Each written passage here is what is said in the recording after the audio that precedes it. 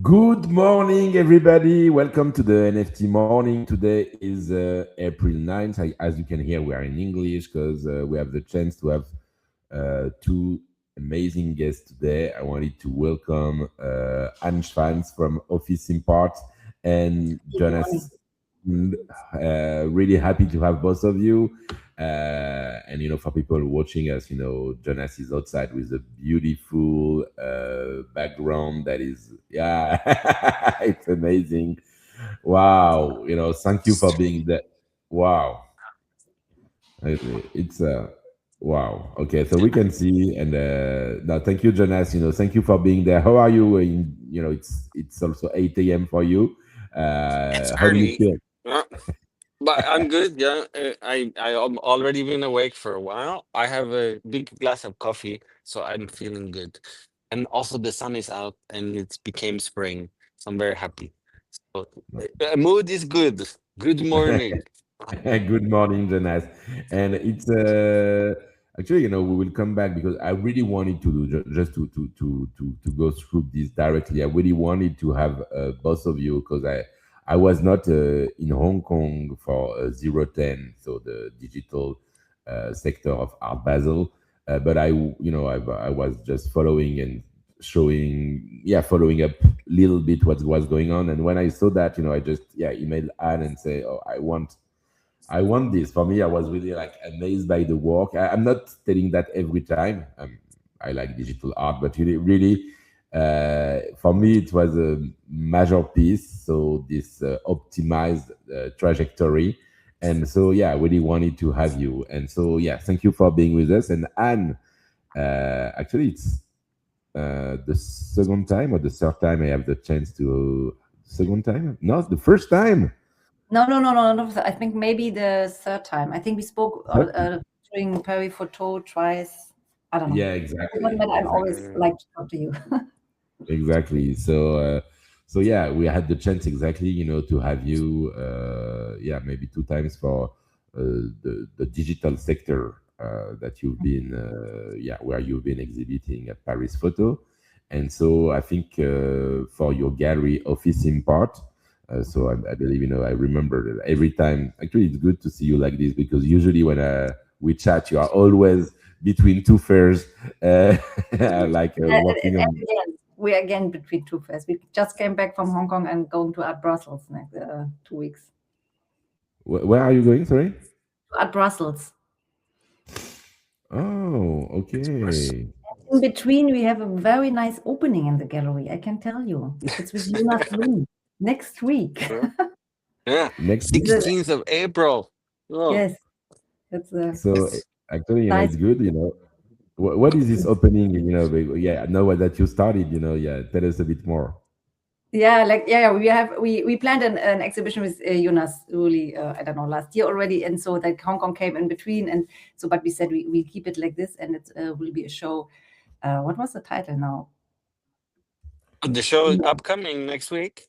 yes, what was it like? Yeah, okay. I mean, I can do the intro of the show because I know everything about it. It's called the Yeah, Performance Review. performance review. Performance Yeah, I'm Review. sorry, No. performance review. Okay. Yeah. Okay. No. I mean, I Okay. think if you're in Berlin, it opens 16th April, runs until end of May.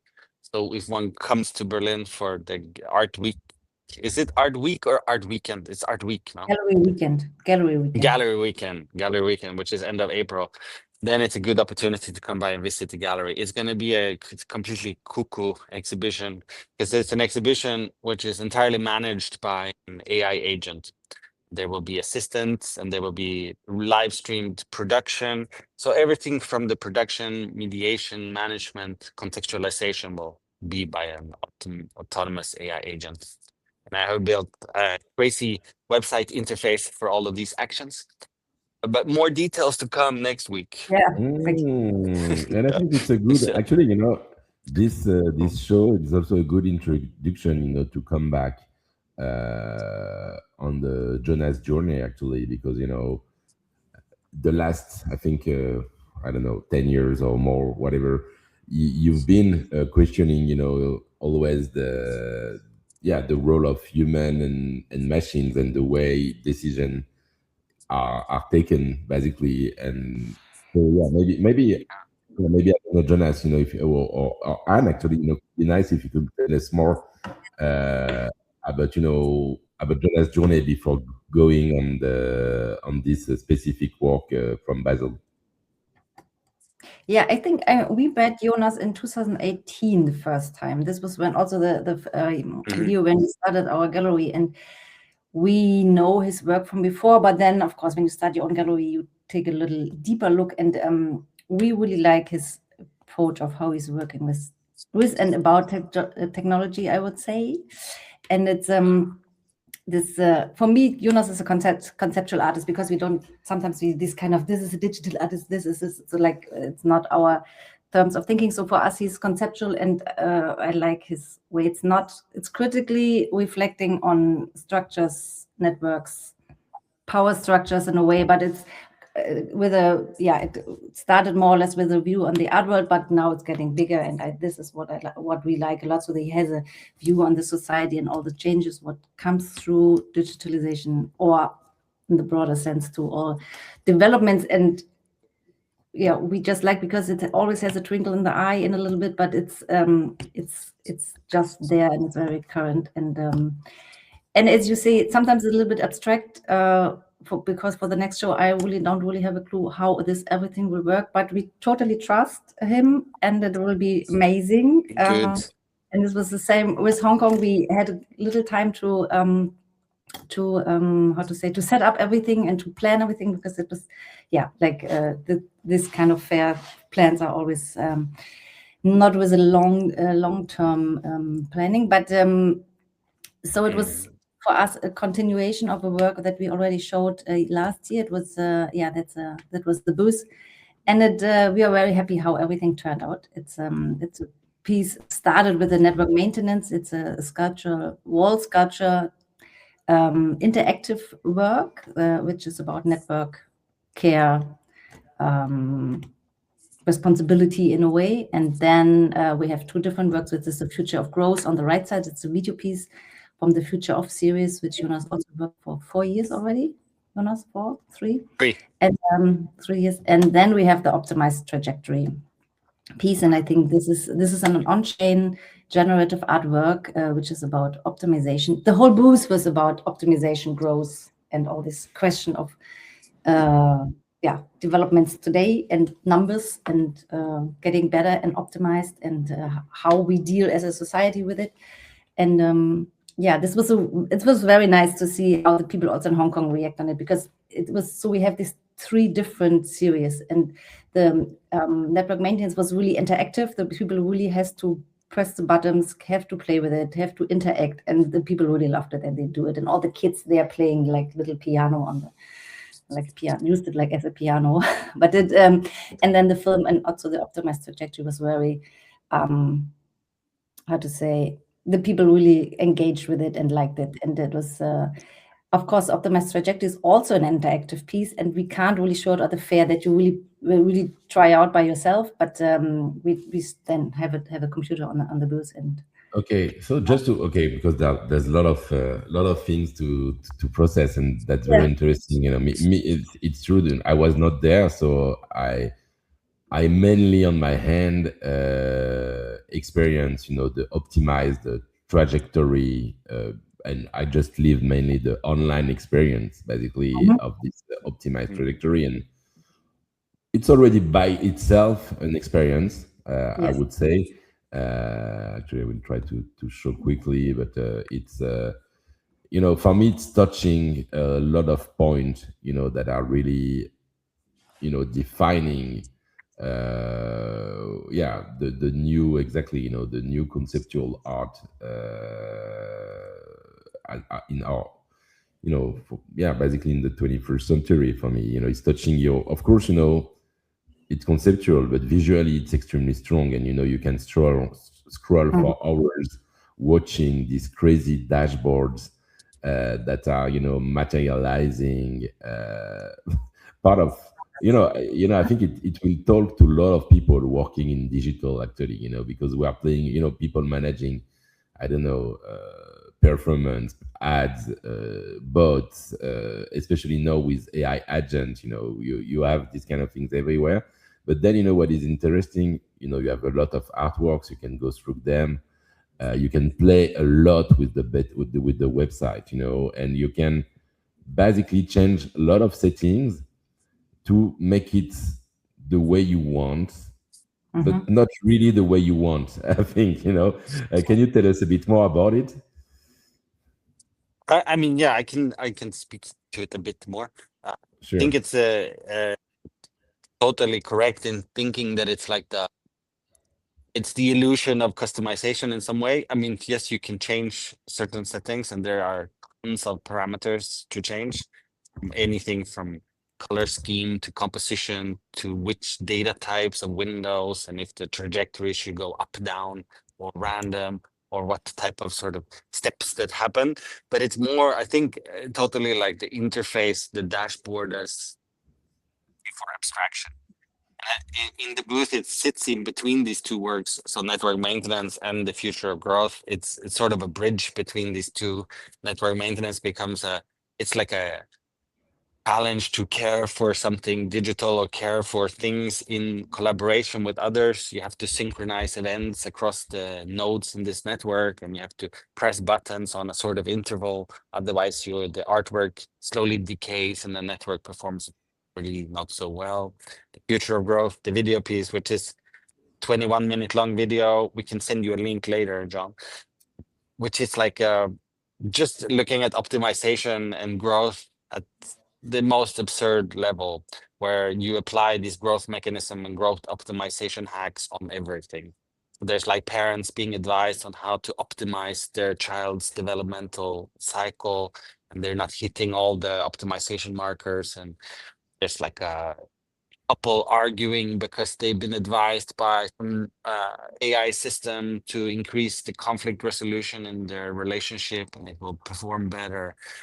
It's very dystopian dark, but also very sort of near future, totally, where if one follows the logic of this like endless growth maximizing, that's where we're gonna end up somehow. So In a then the way, optimized, yeah, yeah, feel the like we are optimized already. trajectory sits in between. So it's like making this type of the materiality of seeing numbers go up or numbers go down, felt in a way, but in a more abstracted way, because it's really like it seems like it's a sort of innate human behavior, or at least it speaks to many people, especially in like idle clicker games and this type of domain, that if you see numbers go up and you have upgrades you can get, it's a very addictive behavior, because it's very satisfying to see a number go from 1 to 2 to 4 to 8 to 16 to 32, and then just like this growth. But then, of course, the notion is, and I think it's very obvious in today's sort of and context, that the dependency of our economy is to have like a 2 to 3% annual growth continuously, otherwise society collapses. It's a pretty like fragile and not particularly sustainable in a world where there's finite resources. So I think it sits a little bit in between there. And I think it's also the observation that most things, most decision making in the world, and all of the structures come down to like dashboards of metrics and spreadsheets. I think everything is a spreadsheet in the end. I think Microsoft Excel is like the core of pretty much all decision making across all fields, like in politics, because everything is based on some sort of data collection, metrics, KPIs, checking the stats, looking, okay, so we have this and this and this and this and this data organized in this spreadsheet, resulting in this dashboard, which gives us a number. And if this number is above 5, we should do this. And if this number is below 5, we should do this. I don't know if this is the best method for I don't know. It feels weird to me.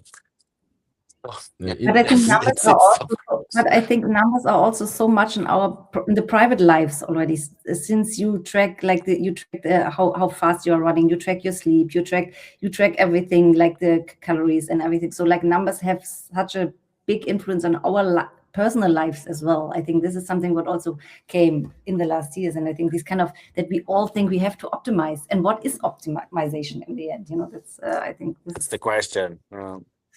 And if it's Yeah, all, make no, no, something better. yeah, Sure. yeah, it's very, actually, it's, you're talking about the future, but you're right. It's this future is getting closer and closer, and for many people, it's, I guess, already the present. I believe, if you see yeah, right now on Twitter, all the people sharing the best prompt to decide to get Claude deciding about your career based on what you do and what you are. You are already into these considerations, and and you're right. I think, it's interesting to use the analogies, because of course, at the end of the day, it's true, that it's always about data and figures to make processes. And at the when at the beginning we didn't realize that, but when you use Waze at the beginning, and you feel like you should turn left, but Waze, the GPS is telling you should go right, then you say, oh, okay, he knows better than me, and that's and and and of course, it's a stupid example to say that, but now, you have exactly the same thing about, is it the best match? Is this crush the best match for me? Or is this, this job the best one for me, for myself? So at the moment, you write that, this kind of dashboards, decision processes, that people, companies have been using them maybe, the last, since capitalism exists, basically. And now, Basically, yeah. and now we and now, you have kind of this yeah, the same performance system, that was applying, that was working for companies and organization. We start to do some analogy and apply the same methods, for personal life choices. And Mhm. that's really interesting, and I think it's something, you've been doing, Jonas, also, yeah, for years and years, is, questioning the decision process, basically. And what are the bias that we are using for the decision process. And I I like also this idea of, the feeling of control that you are mentioning, that, okay, you have a lot of settings, you can try to push a button, because normally if you do this, it should work like this.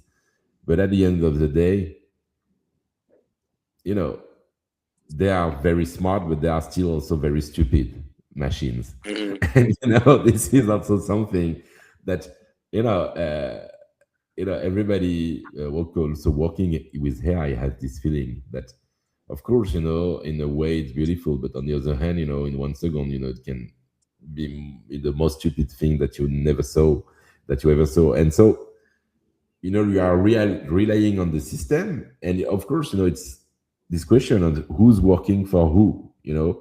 Is the machine the tool, or are you the tool of the machine? And that's, for me, what is really yeah, really questioning and really interesting in the work you've been doing. And Yeah, that's a really yeah, good question. It's a good question, but I mean, it's easy to see how the evolution goes, because so like I spend a lot of time on the computer, and I used to write a lot of software programming and like all the processes that is in a computer, and you always have this like question in your head, it's like, how can I improve this process? Can I make this faster? And I automate this. Like, okay, I have 100 images. They all need to be like cropped in a particular way. Okay, but that I can automate. So then I spend like 2 hours automating that, and then it's optimized. And then you have a workflow to make this happen. Or like you have certain things that can just be made faster and better and optimized, because it's the nature of working with computers. It's like getting the computer to work better for you. It's really like innate in working with computers. But then you take that notion, and you have all the people in Silicon Valley taking this notion of optimization and then applying it to everything. So it exits the computer and affects real life, and then you get this type of optimization methods in politics, in healthcare, in policing, in all the different aspects of society. And it's a kind of it misses a lot of nuance because it's very binary, and it's very like you have thresholds that you meet or you don't meet. then the consequences of that is very non-predictable, I would say. And especially now, I mean, I think like when the more and more autonomy we give out to large language models, it's like it's just gonna get worse and worse and worse. And I saw some study yesterday that the more rely on AI, the more narrow your thinking becomes, because the AI space is much more clustered in the same field. So if 100 artists use the AI to come up with ideas, all of these ideas are going to be pretty similar because the space is so much narrower than like the human mind, which can go anywhere. So I think there's a lot of unforeseen consequences for giving up more and more control to the AI. But like the optimization and the sort of improvement in productivity is really hard to like work to ignore.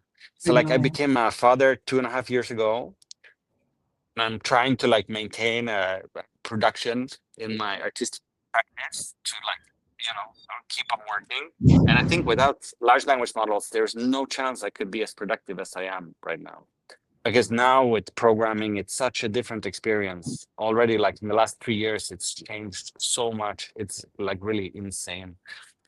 So the long-term consequences of that, I'm not sure what it's gonna be, but it's very, very not non-clear, very unclear. I have a feeling. Yeah, and it's this optimization. I don't know. I think yeah, it's asking a lot of questions about the. I like the way you asking the question. Actually, it means like what is okay, basically a decision based on data. So data means performance, so it's always basically conditional. If I do this, I should improve this, and if I don't, something will happen. And so you are really questioning this whole way of thinking, for like kind of if we compare that with human happiness, or just being like being accomplishments in a way, is not another way to do that. But on the other hand, all of us want to be better. All of us want to, in a way, and I think I think you have kind of.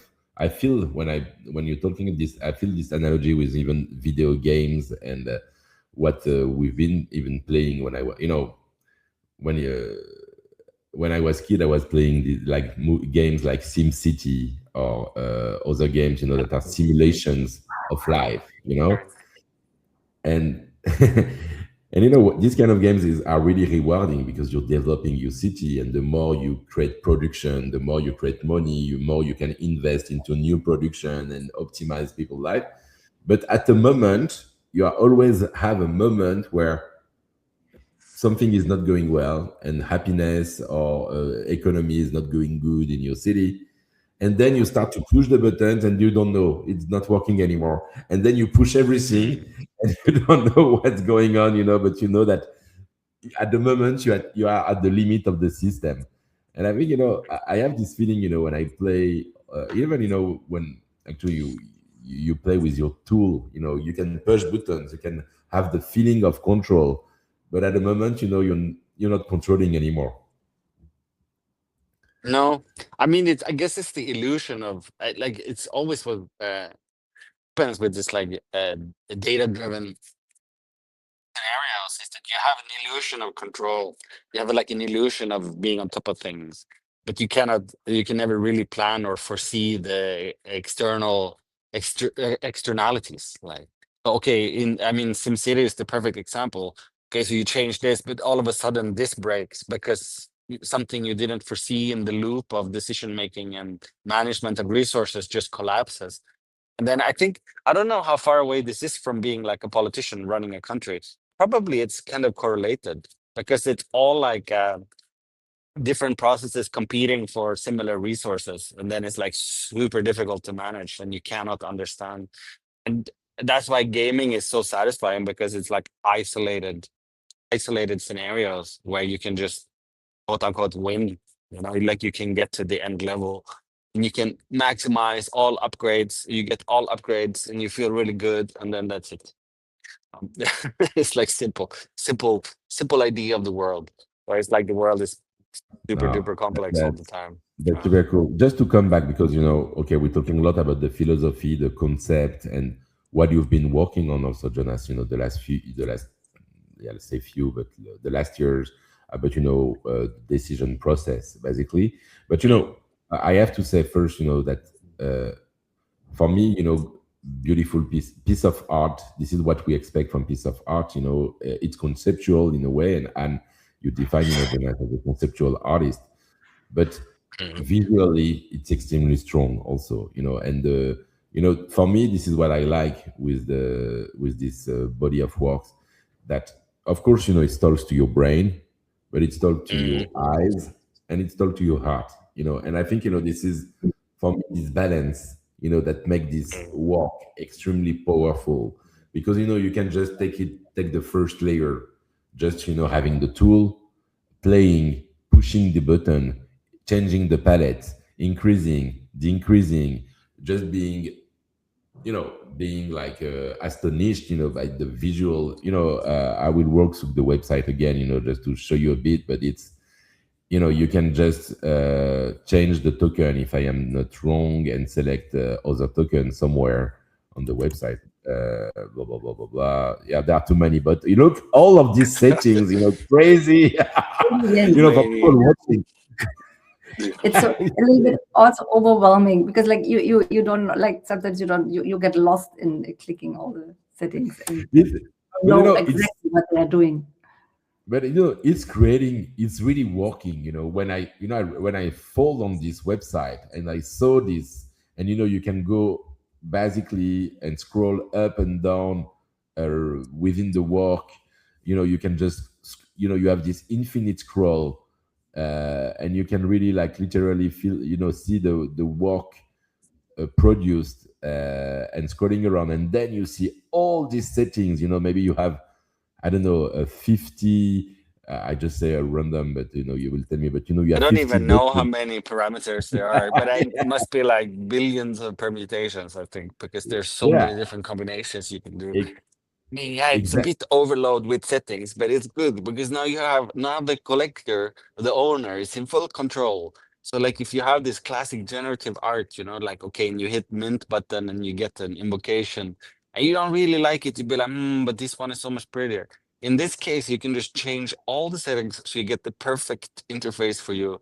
And then if you own it, you can also commit these changes on So if you chain, are the so it's owner of the saved for piece, everybody, basically. okay. So yeah, if you are the owner of the piece, you can Yes. create a preset and update. So basically, just sign with your wallet to update the Yeah. settings to make them the default setting for people who are arriving on the page, right? Yes, exactly. Yeah. So you can like Okay. override the Mint default settings and parameters. And you can just save it however you want, which is a really nice option for like it's a nice feature, I think, to give the collector more control. I think it's a particular person who would like to who goes through all of the different settings to check different things, but I think Yeah, and it's it's giving also nice. it's not, but it's also giving the real responsibility to the collector, in the decision, actually Basically, in the yeah. decision process. But And yeah, Is I it have gonna a look question nice or not? So to you, Jonas, as well, because when you mint it and then you have this rarity yeah, you can. parameter in Yeah. on OpenSea, what does it mean? So some are more rare than others. Like how to with what reference? There's like default probabilities for particular features and stuff. So certain things are much more unlikely to happen, like on a straight mint. Mhm. But of course, you can manipulate these rarities by just committing settings on Okay, chain that are super unlikely to happen, like just one data type with one particular movement and one Mhm. particular this and One that, and color or whatever. Just then okay. you're gonna get the most rare based on Mhm. OpenSea's calculations. So it's not. I mean, it's an interesting interesting consequence of being able to change the settings. So you can yeah, manipulate your rarity on OpenSea. Okay, got it. Basically, yeah, yeah. Mm. You can yeah. manipulate. Yeah, And it's also kind of part of the demonstration that you're doing in a way, that what does it means, and how can you play with metrics also in a way. So that's basically. I mean, the classic one is like there's lies, damn lies, and statistics. So, like, and then I guess it's the same for big data and metrics. It's like there's lies, damn lies, and big data. You can just, with enough data points, you can just make whatever version of reality you want, basically. Like you can tell whatever narrative and whatever story, because it's so difficult to audit, so difficult to understand, so difficult to read, like big data sets. So I think there's a lot of potential for manipulation, I would say. So that's so yeah, and actually that's the play. So I was showing up one piece, but there are like yeah, all of the works are different. So like you know, generative art, but with this ability of playing with all the buttons, you know, that you mentioned, and all these settings, and all, you know, there are, you know, data type. You can have a lot of checkboxes, like you know, like playing really with the kind of data type and the style of the chart that you would like to get, the kind of music you want to get, the optimization action, the way, you know, you can play manually with manual actions, you know, within the work. Yeah, you have all the data displaying like the some figures. I have no idea what it is, but it's like that's a lot of figures, you Numbers. know, displayed. Yeah, numbers, you know, and all the effects like glitching, melting. So yeah, you know, it's like you try to put everything in terms of settings for, and that's really really cool. And I just wanted to yeah. So you've been minting, you know, so this work has been minted basically during 010 at Basel. Mhm. Um, and of course, you know, I just, you know, sorry, because now we talked and I realized that it's a bit longer than expected. So I just wanted to to go to my next question really quickly. Now, but it just also for you, Anne, because Anne, you've been really bringing digital art to you know, to, you know, yeah, to contemporary art fairs for years. I Mhm. wanted to understand, you know, yeah, the impact of this, your views basically about 010, uh, because, you know, it's something new. It started in Miami, then Hong Kong, then potentially in Basel this year. Um, what do you feel, you know, that is yeah, it's helping basically promoting digital art to the contemporary art world? Yes, totally. I think maybe sometimes, of course, it's a question if it's necessary to have these sections in the contemporary art fair, because it's contemporary art anyway. But what we feel on different levels, it's still good to have, because the people are then more concentrated, and they're taking, when they're coming inside of these sections, then they are taking the time really to understand, and they want to learn, and they want to see. And I have to say, in Basel, Hong Kong, it was really impressive how much, yeah, effort the fair gives really to this created section, because it was everywhere. We have the feeling the announcement and publicity, everything was really marketing wise. It was really really well recognized, and I think this was really nice to see that the people are more and more interested to understand and to learn, and to see it, like to have it as like contemporary art, and not to have it somewhere in the corner hidden, and you can it's only for pros. So but this we experienced in the last years a lot, and yeah, we can just Yeah. we can just And is it because, you know, me, I'm you know, you come, I would say, you know, you both of you actually, you know, you've been doing and working in the art world before this blockchain times, I would say. So, you know, you have a career into art, contemporary art, digital art, you know, before also you know, we had this blockchain appearing. Uh, Blockchain people always are you know, talking about traditional collectors. I like this keyword because for me it does not mean so much, but I mean, do you have this feeling that new eyes are watching digital art, you know, thanks to 010, for example? like, again, I didn't get the question, like. Sorry, I mean, do you mean new collectors are Yeah, discovering, yeah? yeah, yeah. Yeah, and also at the fair, we really have to, especially with optimized trajectory, because we have, of course, collectors who follow Jonas for a while, but didn't have a wallet. And for us, it was really important also for the fair that we have these kind of different mediums to sell, that people also can collect on chains things. And for some, because we really timed the edition just for the fair, so for the week, and then we had really collectors, of course, at the fair to open a wallet. It was too much, and then we agreed with them. So we mint the piece for them, and we will transfer it later as soon as they have time to open their wallet. So I think they really love to have it, and they understand it, and of course they also, with this kind of piece, they understand how they can present it at home, because we had it on the screen, and I think this was really nice to build these bridges between the traditional and What is a good way to have it at home? Because I want one. What is, basically on the screen? It's website. Just However showing you the website I was want. showing. Hmm? I know one collector has a feral file, whatever the device is called, the FF1 from feral file, and he was debugging it with the feral file developers to make sure it picked up the settings correctly and stuff. I think that's a very easy way to do it. You just Yeah. load it. Oh. I think So, otherwise it's big screen, small screen, works on small screen, works on big screen, works on anything. Horizontal or vertical, doesn't matter. Yeah, exactly. Yeah, or like 45-degree angle, you can also do. Yeah. You can do 67-degree angle. So I mean, it it's super adjusts to flexible, the which is screen really size. nice. So that's nice as well. So Yeah, and exactly. yeah, of course, if you really want to play on the screen with setting, you need a kind of computer connected. But if you just want to run it, it runs automatically, and then you just need a connection to the Wi-Fi.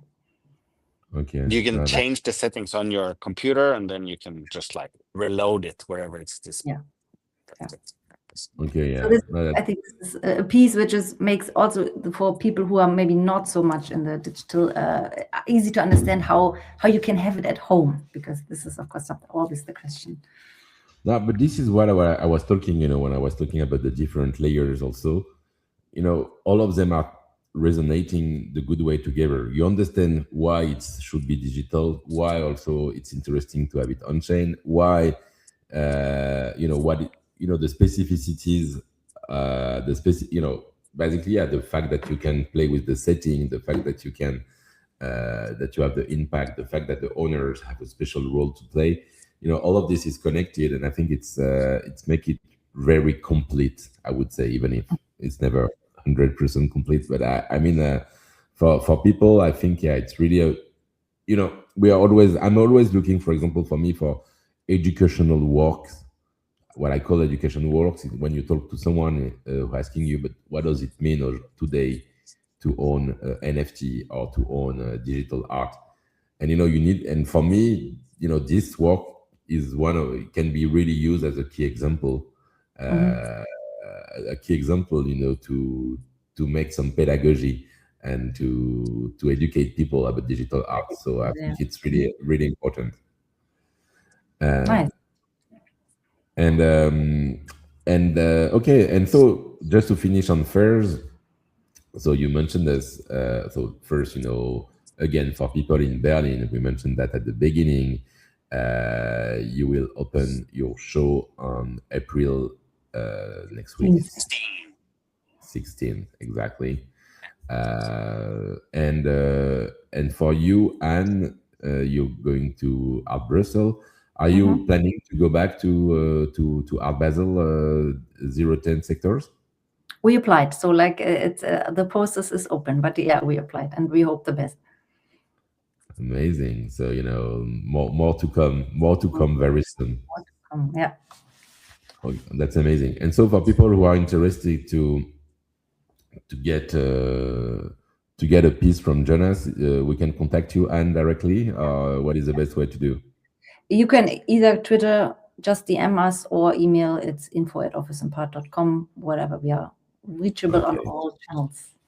Okay, so we'll be able to share all the information. So feel free to contact Anne, and No, thank you very much for being with us this morning. Congrats again.